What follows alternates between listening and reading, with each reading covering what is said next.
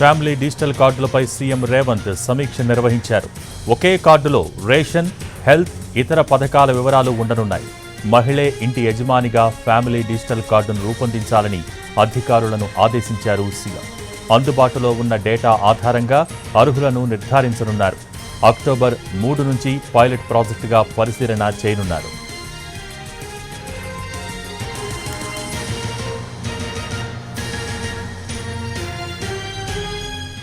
Family digital కార్డులపై CM Revanth సమీక్ష నిర్వహించారు.